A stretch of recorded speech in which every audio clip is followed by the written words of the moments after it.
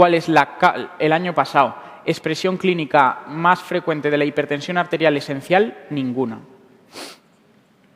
Repaso de cardiología.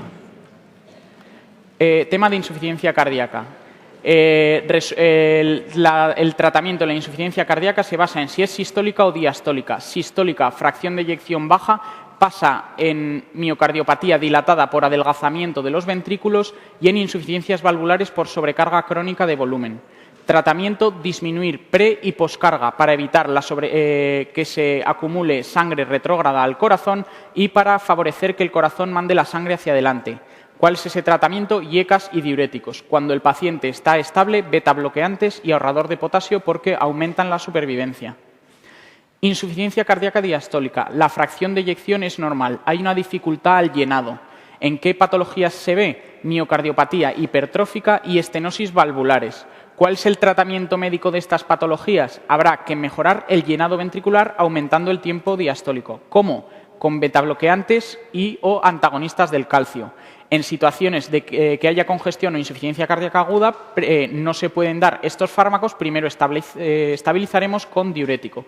No se dan vasodilatadores, salvo en el edema agudo de pulmón. Tratamiento del edema agudo de pulmón. Esto lo pueden preguntar. Objetivos. Es un paciente que tiene los pulmones encharcados. Habrá que disminuir el retorno venoso al corazón para que deje de acumularse. ¿Cómo? El paciente sentado y darle fármacos vasodilatadores. La morfina es vasodilatadora y además quita la sensación de disnea. Además, si la tensión arterial sistólica está por encima de 100 milímetros de mercurio, podremos dar nitroglicerina o nitroprusiato. Disminuiremos la precarga, así no se acumulará sangre. ¿Cuál es otro objetivo? Eliminar la cantidad de el líquido que ya hay. ¿Cómo? Con diurético intravenoso a dosis altas. ¿Cuál? Diurético del ASA. Es el más potente y el más rápido. Además, para favorecer la oxigenación, daremos oxígeno al 100% y en casos graves podemos poner un ABIPAP que mete presión y así desplaza el líquido desde los alveolos hacia afuera, disminuyendo la congestión pulmonar. Hay que favorecer la contractilidad cardíaca para que el líquido deje de acumularse y para el que hay también mandarlo hacia adelante. En casos graves o con baja fracción de eyección, dobutamina. Si el edema agudo de pulmón se ha desencadenado por una fibrilación auricular rápida incontrolada, digoxina. Con la dobutamina aumentaríamos la frecuencia y empeoraría el cuadro. Si broncoespasmo, podemos dar aminofilina. Estos fármacos, solo un tratamiento de edema agudo de pulmón, solo con vía arterial monitorizando la tensión y ingresado en una unidad de cuidados intensivos. Arritmias. ¿Cuáles son las indicaciones de los marcapasos? Esto lo pueden preguntar. Bloqueo AV completo. Hablamos de marcapasos definitivos, no transitorios. Bloqueo AV completo. En estos casos, además, se pondrá un transitorio si el paciente está muy sintomático o en pacientes con un escape menor de 40 o pausa mayor de 3 segundos. Bloqueo auriculoventricular MOVIS 2. Es decir, aquí vemos bloqueo AV completo. Es un paciente con QRS rítmicos entre ellos, ondas PES rítmicas entre ellas, que a veces nos puede parecer que es normal si solo miramos un latido, pero si vemos al siguiente vemos que la onda P va cayendo donde le va tocando, ¿vale? Bloqueo AV de tercer grado. O bloqueo AV de segundo grado, MOVIS 2. El MOVIS 1, ven que va muy bien que va. Este es en el que en el MOVIS 1 hay un alargamiento progresivo hasta que uno no conduce, buen pronóstico. El MOVIS 2 es un PR constante y de repente uno no conduce. Esto es indicación de marcapasos definitivo porque frecuentemente evoluciona a bloqueo AV completo. Bloqueo alternante de ambas ramas del haz de His, es decir, hacemos electros y a veces presenta bloqueo de rama izquierda, a veces bloqueo de rama derecha. Paciente con disfunción del nódulo sinusal que presenta bradicardias sintomáticas, pausas sinusales mayores de 3 segundos. Paciente que tiene síncopes frecuentes porque tiene una hipersensibilidad sintomática del seno carotídeo y que, por ejemplo, al tragar o a cualquier maniobra se sincopa. Indicación de marcapasos. Y paciente con un bloqueo trifascicular o más correctamente llamado bloqueo AV de primer grado, es decir, un PR largo con bifascicular asociado, que es un bloqueo AV de primer grado más un bloqueo completo de rama izquierda o un bloqueo AV de primer grado más bloqueo de rama derecha y hemibloqueo anteroinferior con síncopes, ¿vale? Antiarrítmicos del grupo 1, que son los que actúan sobre el sodio, nos vamos a quedar con estos. La procainamida es el fármaco más eficaz para la cardioversión de la taquicardia ventricular. Sin embargo, en pacientes inestables preferimos la amiodarona o la cardioversión eléctrica. También cardiovierte, fibrilación auricular y flúter y es de primera elección junto con la amiodarona en fibrilación auricular o flúter con vía accesoria. Nos acordamos de la flecainida y propafenona, que pueden cardiovertir una fibrilación auricular, pero están contraindicados en pacientes con una cardiopatía de base. Por lo tanto, se suelen dar únicamente para prevenir una nueva recaída en fibrilación auricular en pacientes sin cardiopatía. Grupo 2 y grupo 4 no son, digamos, antiarrítmicos de por sí. Son fármacos que enlentecen la conducción. Se suele usar en fibrilación auricular o flúter para el control del ritmo. ¿Cuándo sí que puede parar una arritmia? La taquicardia paroxística supraventricular, porque corta la reentrada. En ese caso sí que se pueden dar y pueden hacer que desaparezca la arritmia. Los del grupo 3, los del potasio, acordaos de un camión, y así sabéis que es camiodarona, sirve para todo tipo. Estas chorradas que dices, esto son las que luego te acuerdas y pasan meses y siguen en tu cabeza. De otras cosas, desgraciadamente, no te acuerdas.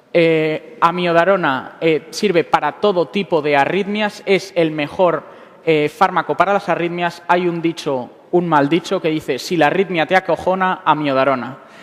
Para todo tipo de arritmias, ¿vale? ¿Qué pasa? Tiene yodo, afecta al tiroides y al pulmón por este yodo y alarga el QT, pudiendo producir esa taquicardia ventricular entorcida de puntas. Otro fármaco, digoxina, hoy en día solo indicado para insuficiencia cardíaca con fibrilación auricular. En los demás casos no está indicado. La intoxicación se ve favorecida por insuficiencia renal y tendremos que sospecharlo en las preguntas que nos pongan, que las preguntan muy frecuentemente. Siempre que nos digan un paciente que toma digoxina y tiene molestias digestivas o nos dicen que tiene cualquier tipo de arritmia, paciente que nos digan que toma digoxina, siempre descartaremos una intoxicación digitálica, aunque no nos mencionen las alteraciones digestivas, sino simplemente arritmias. Puede producir casi cualquier tipo de arritmia. El tratamiento, suspender y en caso de arritmias importantes, dar potasio. La hipopotasemia favorece la intoxicación digitálica. Extrasístoles, normalmente, si no hay cardiopatía, no hay mayor incidencia de complicaciones, no hay que hacer nada. Si hay cardiopatía, sí que tienen mayor riesgo de muerte súbita, sobre todo si son multiformes y agrupados. Se tratan con betabloqueantes. Podemos ver aquí extrasístoles supraventriculares porque el QRS es estrecho. Taquicardia paroxística supraventricular. Nos dirán un cuadro de un paciente joven que tiene crisis de taquicardia que se limita de forma espontánea. En el electro veremos una taquicardia rítmica de QRS estrecho en el que podemos observar ondas PES. Hay ondas PES que pueden estar, en este caso, previo al QRS, puede estar inscrito en el QRS o posterior. Si son muy rápidas, muchas veces no las detectaremos, ¿vale? ¿Cómo se diagnosticará? Con maniobras vagales o con adenosina. Si es una paroxística supraventricular, cederá de golpe. A diferencia de la taquicardia sinusal, que no cede de golpe, o sea, va cediendo, pero en cuanto dejamos de hacer el masaje carotidio, vuelve poco a poco a la taquicardia. Esto cede de forma espontánea. Si nos enseñan este electro, nos pueden decir que está asociado a un paciente que tiene esto. No siempre, no es exclusivo, muchos pacientes tienen esto sin tener esto, pero nos pueden decir que sí. ¿Qué es esto? Vemos, está marcado PR corto y el QRS empieza como en curva en vez de esto. PR corto y onda delta. Wolff-Parkinson-White.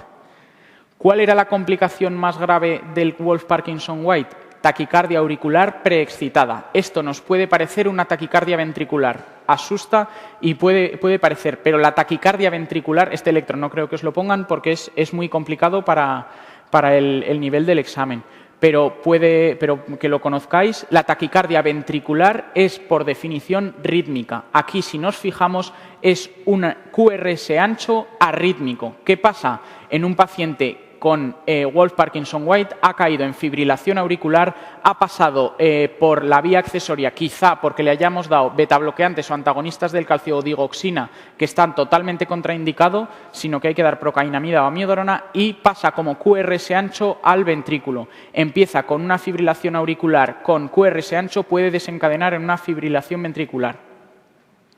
Fibrilación auricular es toda taquicardia de QRS estrecho, arrítmica, sin ondas P que veamos, por definición, fibrilación auricular. Siempre preguntan fibrilación auricular. Este año electro no creo, ya lo preguntaron. ¿Qué hacemos? Fibrilación auricular, paciente inestable, cardioversión inmediata. También en un paciente con este electro, aunque sepamos que es una fibrilación auricular, aunque el paciente esté tan ricamente, cardioversión, por el peligro de que caiga en una fibrilación ventricular. Paciente estable, habrá que dividir si lleva más o menos de 48 horas. Si lleva más de 48 horas, hay riesgo de que se hayan formado trombos en la aurícula. Daremos fármacos de control del ritmo, bien sea digoxina si el paciente tiene insuficiencia cardíaca, bien sea betabloqueantes o antagonistas del calcio, y anticoagulación durante 3 semanas. Pasadas las 3 semanas, si el paciente cumple criterios de cardioversión, haremos cardioversión y luego anticoagularemos durante 4 semanas. ¿Cómo podemos, un paciente que lleva más de 48 horas, pasarlo a este brazo del esquema? Si le hacemos un eco transesofágico y vemos que no tiene trombos en la aurícula, pero el eco tiene que ser transesofágico. Si el paciente está estable y lleva menos de 48 horas, si tiene criterios de cardioversión, cardiovertiremos farmacológica o eléctricamente. Y luego la anticoagulación o no dependerá del CHA2-VAS, ¿vale? Que no cumple criterios de cardioversión, es decir, es una persona mayor, fracasos reiterados de las cardioversiones, estenosis mitral con aurícula izquierda dilatada, no cumple criterios de cardioversión, haremos control del ritmo y anticoagulación de por vida. Flutter, toda taquicardia rítmica de QRS estrecho a 150 latidos por minuto es un flutter a menos que se demuestre lo contrario. ¿Con qué nos pueden entrar dudas? Con 2 patologías, con la taquicardia sinusal y con la taquicardia paroxística supraventricular. Aquí no hay ondas P en la taquicardia sinusal, sí, además siempre suele ir a 150, no varía, la taquicardia si hay sinusal va variando de frecuencia. Y la taquicardia paroxística supraventricular son paroxismos, aparece y desaparece. Además, aunque no los veamos, hay ondas P. En situaciones en las que, además, en el flutter podemos ver esta imagen en dientes de sierra, ¿vale? El tratamiento es igual que el de la fibrilación auricular y también anticoagulación. Taquicardia helicoidal torcida de puntas. Tiene esta morfología. Es una TV que va haciendo como una hélice. Se modifica sobre el ritmo de base. Está relacionado con el QT largo que pueden dar muchos antiarrítmicos. Ojo, tratamiento sulfato de magnesio. Esto lo van a preguntar. Taquicardia en algún momento. Y el momento puede ser ahora. Y es fácil acordarse. Sulfato de magnesio, un fármaco muy importante para esto. ¿Qué otra medida se puede tomar aparte del sulfato de magnesio o si no funciona el sulfato de magnesio? Colocar un marcapasos temporal y estimular a frecuencia muy alta. Al estimular a frecuencia muy alta, el QT se acorta y cede la crisis de torcida de puntas. No daremos amiodarona porque la amiodarona alarga el QT. Esto creo que lo van a preguntar también este año. Parada cardiorrespiratoria, ¿vale? Todo el mundo, sea de lo que sea, tiene que saber cómo actuar ante una parada cardiorrespiratoria. Cuando detectemos una parada cardíaca en un adulto, habrá que avisar lo primero a los servicios de emergencia. Habrá que iniciar la reanimación cardiopulmonar. ¿Cómo? 30 compresiones por cada 2 insuflaciones. Las 30 compresiones a un ritmo de 100 latidos por minuto, de 100 compresiones por minuto. Esto no lo preguntarán, pero es el ritmo de la canción de Stayin' Alive. Luego tendremos que poner oxígeno al paciente y hacernos con un monitor desfibrilador que nos lea el ritmo. ¿Qué es un ritmo cardiovertible? Sí. ¿Cuáles son? Fibrilación ventricular y taquicardia ventricular sin pulso. Fibrilación ventricular, ritmo caótico ventricular o taquicardia ventricular sin pulso. Una taquicardia de QRS ancho rítmica. O no, si hay asistolia o disociación electromecánica, ¿vale? No es desfibrilable. ¿Qué haremos entonces? Si es desfibrilable, habremos empezado ya el masaje, daremos el primer choque. Después del primer choque, al máximo que dé el desfibrilador, haremos, y no sincronizado, en estos no hay que sincronizar porque no hay con qué sincronizar, seguiremos durante 2 minutos con la reanimación cardiopulmonar. Mientras tanto, alguien le irá cogiendo un acceso intravenoso. ¿Que el ritmo es cardiovertible a los 2 minutos? Sí, nuevo choque. Y después del choque empezaremos a dar dosis de adrenalina de 1 miligramo cada 2-5 minutos. Cada 2 minutos seguiremos con los ritmos para ver si es desfibrilable o no, así todo el rato. Después del segundo choque, si es una fibrilación ventricular o una taquicardia ventricular sin pulso, está indicado dar amiodarona, ¿vale? Un bolo de amiodarona, porque puede revertir el caso. Pero primero, antes de la amiodarona, con un choque de por medio, adrenalina. Si no es cardiovertible, haremos reanimación cardiopulmonar durante 2 minutos, acceso intravenoso y pondremos adrenalinas también cada 3-5 minutos. Y cada cierto tiempo, también 3-5 minutos, iremos mirando a ver si hemos conseguido transformar esa asistolia en un ritmo cardiovertible. Si sí, desfibrilación. Si no, seguiremos. Valvulopatías. Nos acordamos de los soplos. Aorta. AOR es, si nos hablan de que irradia carótida, AOR es lo mismo que si nos dicen que lo escuchamos en foco aórtico, ¿vale? Si es sistólico, en foco aórtico, estenosis aórtica porque es por donde pasa la sangre. También puede ser una miocardiopatía hipertrófica obstructiva y lo distinguiremos porque disminuye con mayor volumen ventricular, ¿vale? A diferencia del resto de valvulopatías, salvo el prolapso mitral. Si axila, que tiene una L, mitral, es lo mismo, ¿vale? Puede ser insuficiencia mitral porque en sístole no debería pasar sangre a través de la mitral y aquí está pasando, es decir, es insuficiente, o un prolapso mitral, lo mismo. El prolapso mitral disminuye con mayor volumen ventricular. Si es en el borde external derecho, en foco pulmonar será una estenosis porque estará pasando sangre en sístole a través de la válvula pulmonar. Si es en foco tricuspidio es porque funciona mal. Diastólicos, si es en foco mitral, estenosis mitral. La sangre pasa a través del orificio mitral estenótico. Si es en foco aórtico, insuficiencia aórtica.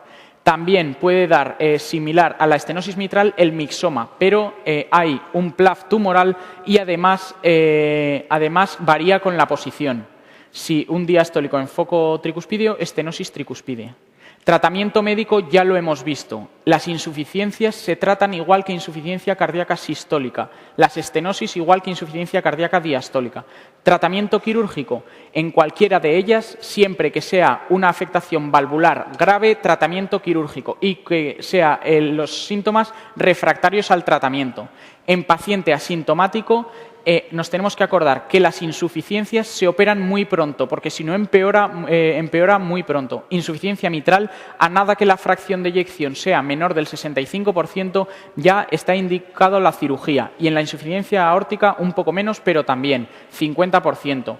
En las estenosis se aguanta un poco más. Se hace en pacientes asintomáticos si hay una hipertensión pulmonar importante o embolismo previo en el caso de estenosis mitral y en el caso de estenosis aórtica si no se controla, si en niños hay un gradiente muy alto y en adultos si la disfunción ventricular, hay disfunción ventricular, pero se es más tolerante que en las insuficiencias. Endocarditis, siempre que haya fiebre más soplo o fiebre de origen desconocido, habrá que hacer un ecocardiograma para descartar endocarditis. Criterios mayores, aislamiento de un germen compatible en los hemocultivos y signos de afectación endocárdica en ecografía o aparición de nuevo soplo. ¿Cuál es el tratamiento? Lo iniciaremos nada más sacado los hemocultivos. Como los hemocultivos tardan en salir y es una patología que puede evolucionar rápidamente a la muerte, empezaremos con un tratamiento antibiótico empírico. La válvula nativa, ¿qué sospechamos? Estafilococo aureus sensible, que se cubre con la cloxacilina. Streptococos del grupo Viridans lo cubrimos con la ampicilina y daremos también gentamicina, porque se ha visto que durante los 5 primeros días aumenta el efecto de los demás antibióticos. Si es válvula protésica, ya sospecharemos o un Viridans o un epidermidis, o un aureus resistente. daremos vancomicina, ¿vale? Además, añadiremos gentamicina para potenciar el efecto y rifampicina para eliminar al germen de la prótesis. Miocardiopatías. Miocardiopatia dilatada. El ventrículo se dilata y, por lo tanto, las paredes se adelgazan. La función sistólica está muy disminuida con función diastólica normal. La sangre entra perfectamente en el corazón. La clínica es de insuficiencia cardíaca sistólica. Además, puede dar arritmias. La evolución mejora con el tratamiento. ¿Cuál es el tratamiento? IECAS, diuréticos, betabloqueantes. Lo hemos visto. Insuficiencia cardíaca sistólica. ¿Habrá que poner antiarrítmicos de prevención primaria? No. Solo pondremos desfibrilador automático implantable en pacientes que ya o tengan arritmias ventriculares malignas o pacientes con una miocardiopatía dilatada con muy mala fracción de eyección porque tienen mucho riesgo de muerte súbita. Además, nos acordamos, dilatación ventricular, bloqueo completo de rama izquierda y mala fracción de eyección, además colocaremos un dispositivo de resincronización. Miocardiopatía restrictiva. La función sistólica puede ser normal porque lo que hay sobre todo es un impedimento a la distensión del corazón, es decir, un impedimento a la diástole muy disminuida. La clínica de congestión derecha. El tratamiento es sintomático y el pronóstico es muy malo. Miocardiopatía hipertrófica. La función sistólica es normal o aumentada porque el miocardio se hipertrofia. ¿Qué pasa? Que a expensas de hipertrofiarse disminuye la cavidad ventricular y además disminuye su distensibilidad. Por lo tanto, la función diastólica está muy disminuida. La clínica es la de insuficiencia cardíaca. O sea, tanto la clínica de insuficiencia cardíaca sistólica como diastólica nos acordamos que es la misma, la clínica. Simplemente, si es sistólica o diastólica, variará el tratamiento. Ambas darán bajo gasto y congestión pulmonar. Además, la clínica, nos acordamos de ese cuadro que es similar al de la estenosis aórtica. Disnea, síncope y angina. Nos lo pueden preguntar. Paciente que tiene eso, siempre tendremos que pensar en miocardiopatía hipertrófica o estenosis aórtica.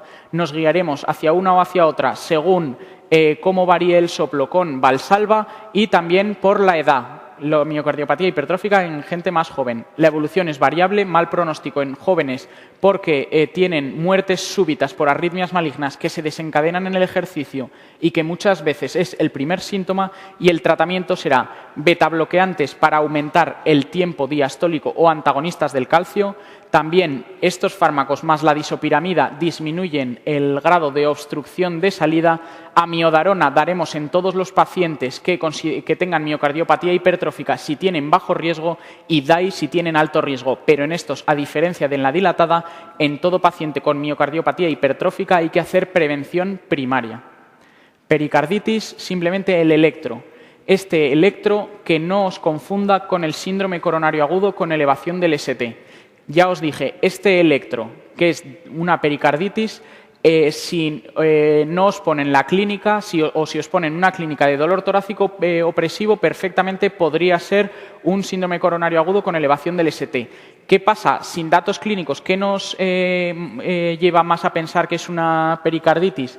Que la elevación es difusa en todas las derivaciones, salvo en las que tiene que ser negativa VR-V1, en forma de silla de montar. ¿Cómo será el cuadro clínico? Paciente joven con antecedentes de un cuadro catarral con un dolor torácico punzante que modifica con la respiración y los movimientos y que disminuye con la flexión ventral del tronco. Tratamiento AINES.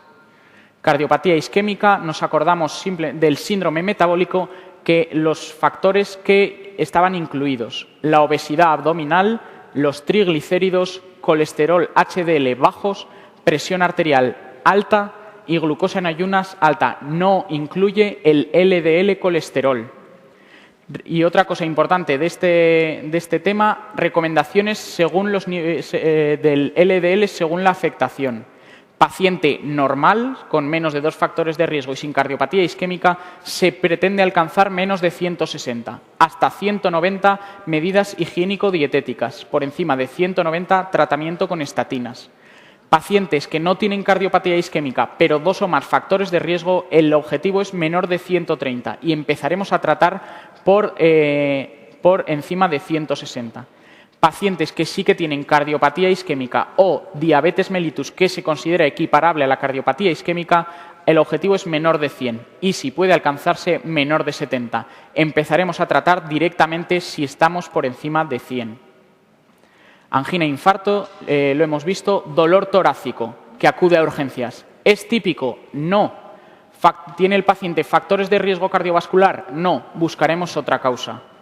Dolor torácico no es típico, pero el paciente tiene factores de riesgo cardiovascular. Prueba de esfuerzo. En función de los resultados actuaremos. ¿Dolor torácico típico? Sí. Lo primero, aliviar al paciente. Nitritos sublinguales. ¿Qué haremos entonces? Pediremos electrocardiograma y enzimas. Las enzimas tardan un poco más en salir porque tardan hasta 3 horas en elevarse. Nos guiaremos sobre todo por el electrocardiograma. Pero si las dos cosas son normales, valoraremos ergometría si el paciente está estable. Si está alterado puede ser un síndrome coronario agudo con elevación del ST, ingreso directo en UCI. Si hay descenso del ST, habrá que valorar las enzimas. Enzimas aumentadas, infarto sin elevación del ST, infarto subendocárdico. Si las enzimas son normales, podrá ser una angina estable o una angina inestable. Si es angina inestable, es también escasez, ingreso hospitalario para tratamiento urgente, porque es alto riesgo. Aquí vemos un paciente, nos pueden decir, con dolor torácico típico y no vemos un claro descenso, sí que hay un poco de descenso en V5, V6, pero ya simplemente las ondas T negativas, signo de isquemia. Acordaos que en un paciente con una hipertrofia podemos ver ondas T negativas como alteraciones inespecíficas de la repolarización. Aquí vemos clarísimamente un síndrome coronario agudo con elevación del ST. ¿Vale? Tratamiento de la angina estable, ambulatorio con 1 o 2 antianginosos, siempre nitratos y se le puede o no añadir betabloqueantes y antagonistas del calcio. Daremos antiagregación única con aspirina e hipolipemiantes con las estatinas. Haremos, cuando ya el paciente esté estable, de forma programada, le podemos hacer una prueba de esfuerzo. Si hay alto riesgo, haremos una reperfusión de forma programada con realización de coronariografía. Síndrome coronario agudo sin elevación del ST, ingreso hospitalario y preferentemente en una unidad de cuidados intensivos. Daremos nitritos intravenosos en perfusión y añadiremos betabloqueantes en cuanto se pueda. Con esto quitaremos los síntomas anginosos, ¿vale? Daremos una doble antiagregación con aspirina más, en este momento de primera elección, ticagrelor porque tiene menos sangrados que clopidogrel, si no clopidogrel, y en pacientes diabéticos o que sospechemos una trombosis intrastent, prasugrel. En pacientes con escasez de alto riesgo que estén monitorizados podremos añadir la triple antiagregación con antagonistas de la GP2B3A. Quedaremos también anticoagulación, ya sea con fondaparinux, con heparina de bajo peso molecular o con heparina sódica. En todos los pacientes con síndrome coronario agudo sin elevación del ST, sin hacer ninguna prueba de esfuerzo, haremos un cateterismo diagnóstico, ¿vale? Con objetivo de reperfundir. Si cumple los criterios de reperfusión, reperfundiremos en este mismo cateterismo. Si el paciente tiene criterios de cirugía, haremos cirugía. Si se coloca un stent, se podrá eliminar, si se ha reperfundido todo, la anticoagulación porque ya hemos reperfundido y los nitritos. ¿Qué mantendremos? La doble antiagregación. ¿Por la placa de ateroma? No, por el stent, para evitar la trombosis del stent. Habrá que dar la doble antiagregación durante un año manteniendo la aspirina para siempre. Además, estos pacientes tomarán estatinas y betabloqueantes.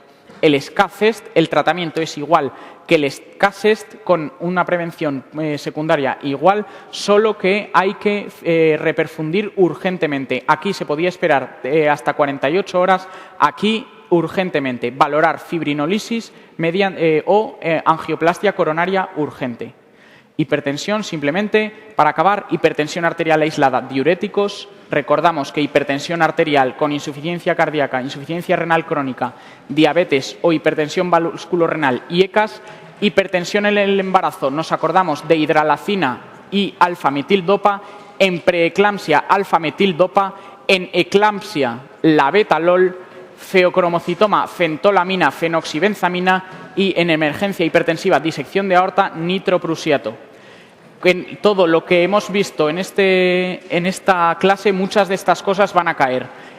Os vuelvo a pedir perdón por lo del martes, pero os garantizo que estáis muy preparados. Con el estudio que habéis realizado y la forma de encarar las clases va a llegar el examen y en la parte de cardiología vais a arrasar. Ahora llega la Navidad, descansad, trabajad los días que os han dicho que tenéis que trabajar, pero descansad. Si estudiáis todos los días, llegaréis y el primer simulacro igual sois los mejores, pero os iréis cansando y al final lo que importa es el MIR y ahí será mucho peor.